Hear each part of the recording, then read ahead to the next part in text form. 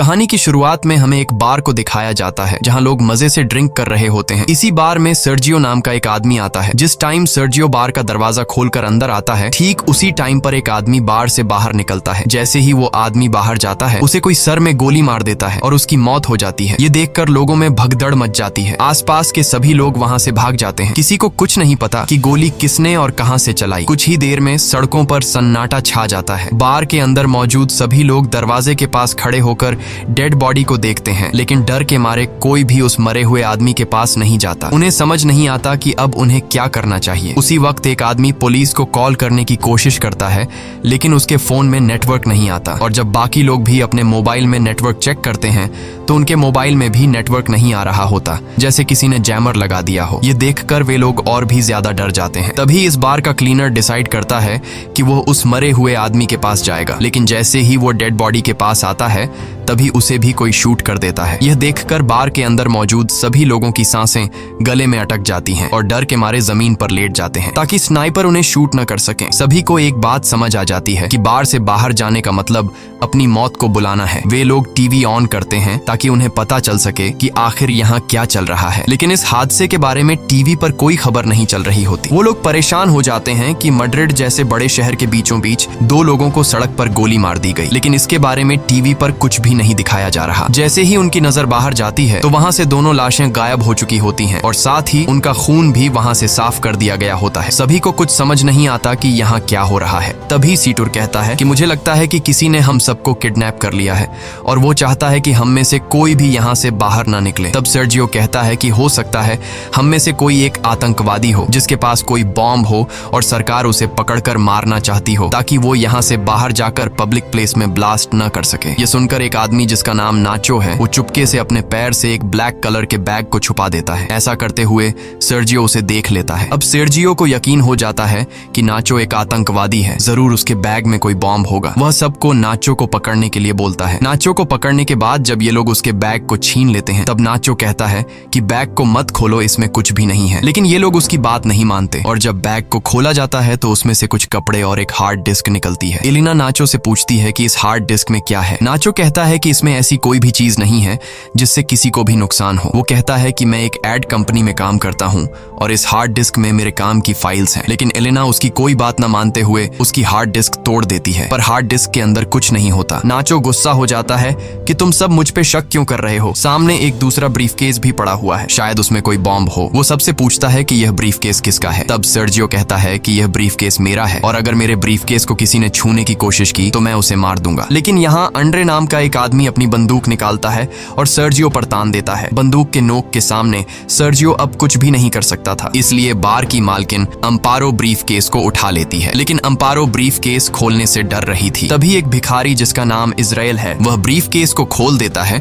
और ब्रीफकेस के अंदर से सारा लेडीज का सामान बाहर निकलता है। सर्जियो कहता है कि मुझे यह सब बेचना पड़ता है और लोगों को मेरे इस काम के बारे में बताने में मुझे शर्म आती है। इससे पहले कि कोई कुछ समझ पाता, उसी वक्त उन्हें बाथरूम से एक अजीब सी आवाज आती है। जब ये लोग वॉशरूम का दरवाजा खोलने की कोशिश करते हैं तो दरवाजा अंदर से लॉक होता है। ये लोग किसी तरह दरवाजा खोलकर बाथरूम में जाते हैं और देखते हैं कि वहाँ पर एक मोटा आदमी पड़ा हुआ है जो कि बेहोश है। दरअसल कहानी की शुरुआत में ये आदमी खांसते खांसते इस वॉशरूम में आया था और तब से वो यहीं पर बेहोश पड़ा है। इस आदमी के पास एक इंजेक्शन भी पड़ा होता है। ये लोग इससे एक नशेड़ी समझकर वहीं पर छोड़ देते हैं। तभी इन लोगों को बाहर से गाड़ियों की आवाज आती है। जैसे ही ये लोग बाहर के गेट के पास जाते हैं तो ये देखते हैं कि बाहर बहुत सारे आर्मी ऑफिसर्स आए हैं जिनके चेहरों पर मास्क लगा हुआ है। आर्मी सोल्जर्स को देखकर ये लोग बहुत खुश हो जाते हैं और मदद के लिए पुकारने लगते हैं। ये सोल्जर्स वहाँ पर बहुत सारे टायर्स का ढेर बनाते हैं और उन टायर्स को जलाकर वहाँ से चले जाते हैं। हालांकि सभी को लग रहा था कि ये हमारी मदद करने आए हैं, लेकिन वो इनकी मदद नहीं करते और वहाँ से चले जाते हैं। कुछ देर बाद टीवी पर न्यूज दिखाई जाती है कि सिटी के एक बहुत बड़े हिस्से में आग लग गई है, इसीलिए उस जगह को सील कर दिया गया है और उस जगह पर अब कोई भी नहीं जा सकता। बार में फंसे लोगों को कुछ समझ नहीं आता कि सरकार झूठ क्यों बोल रही है। ये आग सरकार ने खुद लगाई है, उन्होंने हमें देख भी लिया फिर भी हमें नहीं ले जा रहे। तभी वो आदमी जो बाथरूम के अंदर बेहोश था वो अचानक सबके सामने आ जाता है। उसकी पूरी बॉडी बुरी तरह से फूल गई होती है, साथ ही उसकी आंखें भी सफेद लाइट की तरह चमक रही होती हैं। वो आदमी कहता है कि मेरे पास मत आना और मुझे छूने की कोशिश बिल्कुल भी मत करना। ये कहकर वो आदमी गिरकर मर जाता है और उसके हाथ से मोबाइल भी छूटकर गिर जाता है। तभी इजराइल मुस्कुराते हुए इस मरे हुए आदमी की आंखों पर कॉइन्स रख देता है और कहता है कि हम सब मरने वाले हैं। दूसरी तरफ ये लोग उस मरे हुए आदमी का मोबाइल फोन उठा लेते हैं और देखते हैं कि ये आदमी तो एक आर्मी ऑफिसर था। इस आर्मी ऑफिसर के फोन में कुछ फोटोज होती हैं जिनमें लोगों ने वायरस से बचने वाले सूट पहने होते हैं। ये देखकर नाचो समझ जाता है कि ये जो आदमी मरा है ये इन्फेक्टेड था और इन्फेक्शन से इसकी जान चली गई है और हो सकता है कि शायद अब यहाँ और भी लोग इन्फेक्टेड हो गए हों और सरकार हमें इसलिए यहाँ से बाहर जाने नहीं दे रही ताकि हमारी वजह से बाहर की दुनिया में इन्फेक्शन न फैल सके। इसलिए गवर्नमेंट ने इस जगह को सील कर दिया है और सरकार हमें किसी भी कीमत पर यहाँ से बाहर जाने नहीं देगी। उनकी नजर अभी भी हम पर है और अगर कोई भी यहाँ से बाहर जाएगा तो वो लोग उसे मार गिराएंगे, इसलिए हमें अंदर से ही मदद बुलानी पड़ेगी। तब नाचो इस आदमी के मोबाइल फोन से सिग्नल लाने की कोशिश करता है और वो एक टेबल पर चढ़कर सिग्नल लाने के लिए फोन को ऊपर करता है तो उसके मोबाइल में नेटवर्क आ जाता है। वो ये बात सबको बताता है कि मोबाइल में नेटवर्क आ चुका है। नाचो अपने एक दोस्त को कॉल करता है। नाचो का दोस्त नाचो से कहता है कि तुम जल्दी से किसी भी मीडिया वाले को कॉल करके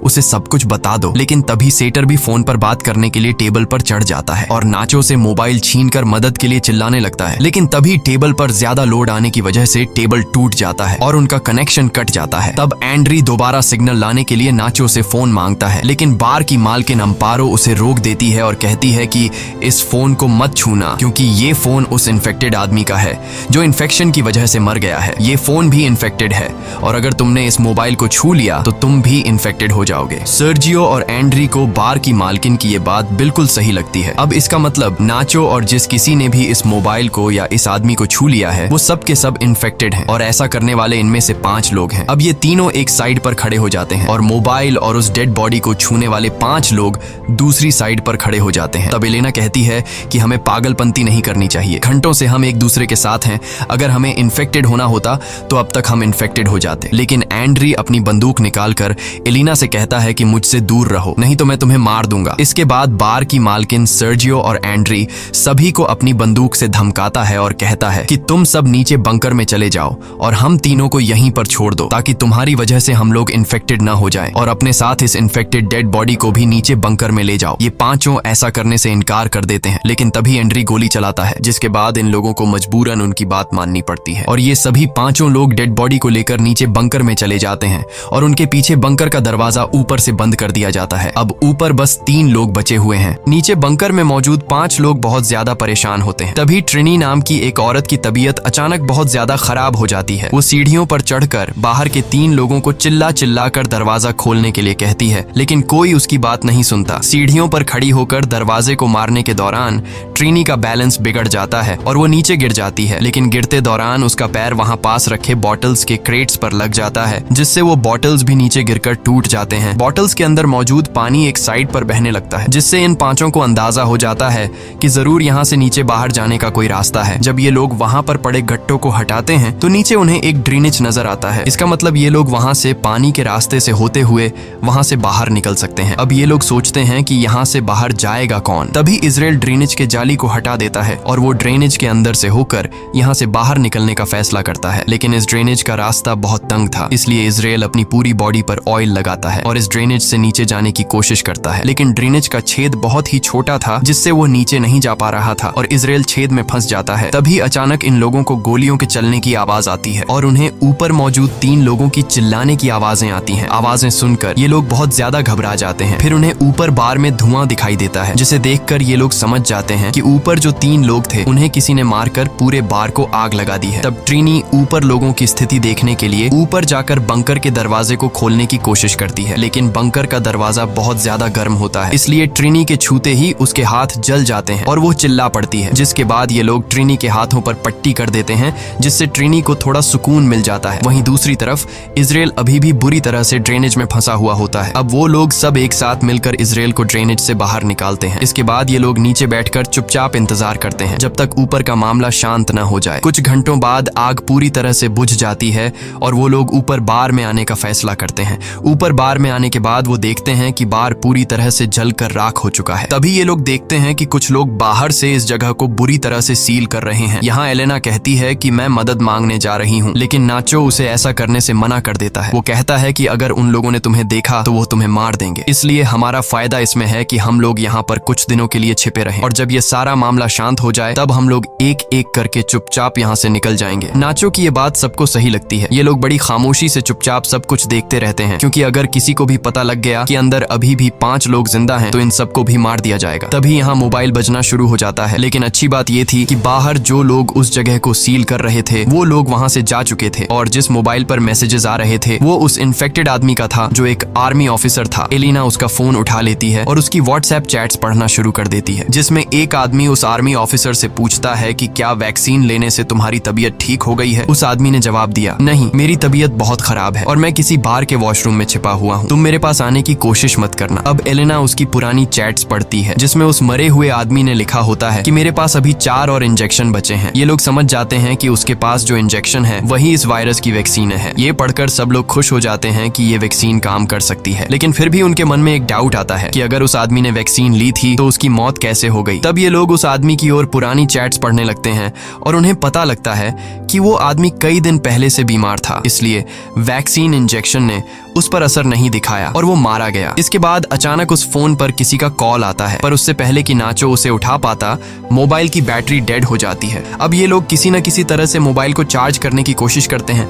नाचो को वहां गन मिल जाती है जिसे वो चुपचाप उठा लेता है। वहीं एलेना कहती है कि उस आदमी ने चैट्स में ये लिखा था कि मेरे पास 4 और बची है, तो क्यों ना हम उन 4 वैक्सीन को ढूंढें। जिसके बाद ये लोग वापस नीचे बंकर में आते हैं और उस डेड बॉडी की चेकिंग करने लग जाते हैं, लेकिन उन्हें वहां पर कोई वैक्सीन नहीं मिलती। तभी उन्हें याद आता है कि ये आदमी सबसे पहले वॉशरूम गया था। जब ये लोग वॉशरूम पहुंचते हैं तो वहां पहले से इजराइल वैक्सीन को हाथ में लेकर बैठा था। नाचो और बाकी सब इजराइल को बहकाने की कोशिश करते हैं और कहते हैं कि वैक्सीन हमें दे दो, पर इजराइल कहता है कि तुम लोग 5 हो और वैक्सीन 4। अगर मैंने तुम लोगों को वैक्सीन दे दी तो तुम लोग मुझे मेरे हिस्से का एक वैक्सीन नहीं दोगे, क्योंकि मैं एक भिखारी हूँ और तुम लोगों को मेरी जिंदगी की कोई अहमियत नहीं है। इसलिए इजराइल सबसे पहले एक इंजेक्शन निकालकर अपने आप को इंजेक्ट करने लगता है। तभी नाचो उस पर अपनी बंदूक तान देता है, लेकिन इजराइल फिर भी वैक्सीन अपने शरीर में इंजेक्ट कर लेता है, जिसके बाद नाचो और इजराइल के बीच हाथापाई शुरू हो जाती है। इजराइल नाचो पर हावी हो जाता है और उसकी गन को छीन लेता है। इसी हाथापाई के दौरान वैक्सीन इजराइल के हाथ से छूटकर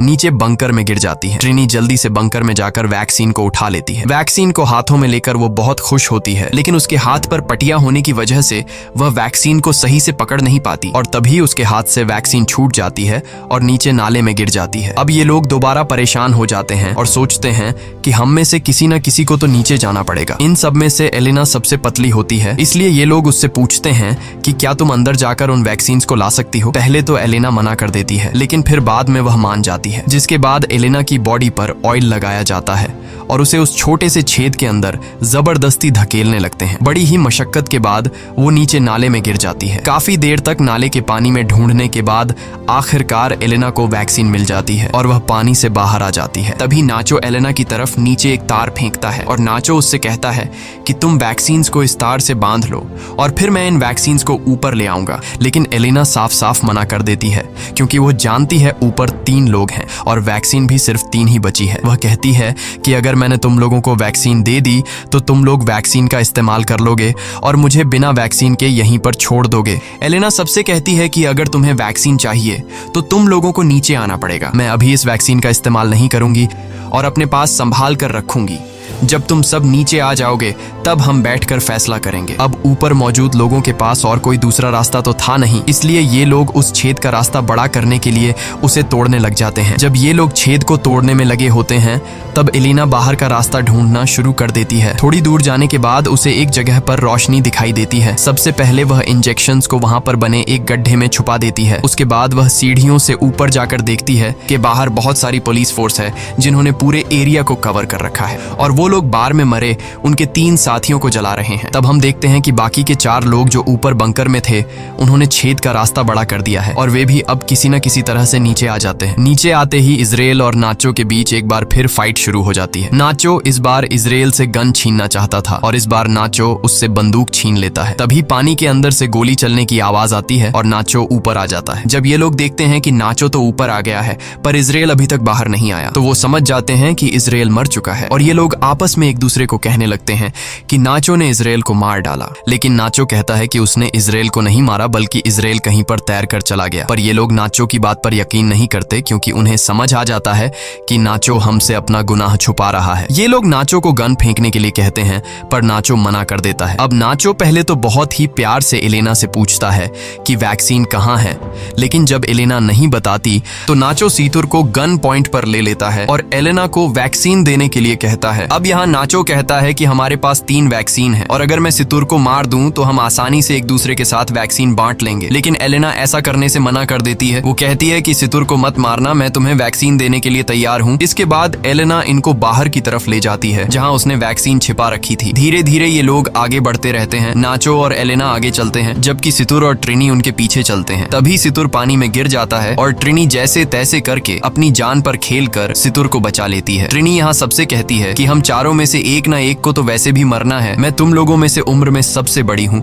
और मैं अपनी जिंदगी जी चुकी हूँ, इसलिए वो नाचो से कहती है कि तुम मुझे गोली मार दो ताकि तुम सब आसानी से एक दूसरे के साथ वैक्सीन बांट सको और तुम्हारी जान बच जाए। काफी देर तक सोचने के बाद नाचो ट्रिनी पर बंदूक तान देता है लेकिन वो गोली नहीं चला पाता, जिसके बाद ट्रिनी नाचो से गन लेकर यहाँ से थोड़ी दूर जाकर अपने आप को गोली मार लेती है। अब सिर्फ 3 लोग बचे थे और उनके पास इंजेक्शन भी 3 ही थे, इसलिए सब एक एक इंजेक्शन ले लेते हैं। इसी बीच उन लोगों को उस जगह से आवाजें आने लगती हैं जहां पर ट्रिनी ने खुद को मार डाला था। ये लोग जब उस जगह पर जाते हैं तो देखते हैं कि ट्रिनी की आंखों पर किसी ने कॉइन्स रखे हैं और ये देखकर ये लोग समझ जाते हैं कि ये काम किसी और का नहीं बल्कि इजराइल का है, क्योंकि इजराइल ऐसा करता है। और तभी पीछे से इजराइल सीतुर पर हमला करके उसे जान से मार देता है। इजराइल बहुत ज्यादा गुस्से में था और वह नाचो और एलेना की जान के पीछे पड़ जाता है। तभी नाचो और एलेना को सामने सीढ़ियां दिखाई देती हैं। ये दोनों तेजी से सीढ़ियों की तरफ भागते हैं और इजराइल से खुद को बचाने के लिए सीढ़ियों पर चढ़ने लगते हैं। पर तभी एलेना के पास जो इंजेक्शन होता है वो उसके हाथ से छूटकर नीचे गिर जाता है। अब क्योंकि इजराइल भी उनको मारने के लिए उनके पीछे सीढ़ियों पर चढ़ रहा था, इसलिए अब एलेना इंजेक्शन उठाने के लिए वापस नहीं जा सकती थी, क्योंकि अगर वह नीचे जाती तो इजराइल उसे मार देता। तभी इजराइल नाचो को पैर से पकड़ लेता है। तब नाचो को एहसास हो जाता है कि वह बाहर नहीं जा पाएगा, इसलिए अपना वैक्सीन एलेना को पकड़ा देता है और उसे कहता है कि अपना ख्याल रखना है। तभी इजराइल नाचो को पैर से पकड़कर नीचे जोर से खींच लेता है, जिससे ये दोनों नीचे गिर जाते हैं और उनकी मौत हो जाती है। तब एलेना नाचो का दिया हुआ वैक्सीन खुद में इंजेक्ट करती है और ऊपर ड्रेनेज का ढक्कन खोलकर बाहर निकल आती है। बाहर निकलते ही उसे बहुत सारे लोग दिखाई देते हैं और वह देखती है कि सरकार ने यहाँ से आगे का पूरा इलाका सील कर दिया है। तभी एक औरत अपना जैकेट निकालकर एलेना को पहना देती है और एलेना लोगों में घुल मिल जाती है। इस कहानी में कुछ बेगुनाह लोग भी मारे जाते हैं, लेकिन गवर्नमेंट को यह कदम मजबूरी में उठाना पड़ा, क्योंकि अगर ये लोग बिना वैक्सीन के लोगों में घुल मिल जाते तो यह वायरस पूरी दुनिया में फैल सकता था। इसलिए गवर्नमेंट को अपनी कंट्री के पब्लिक की सेफ्टी के लिए यह कदम उठाना पड़ा। इसी के साथ ये कहानी खत्म हो जाती है। अगर आपको वीडियो अच्छी लगी हो तो हमारे चैनल को सब्सक्राइब और वीडियो को लाइक जरूर कीजिएगा।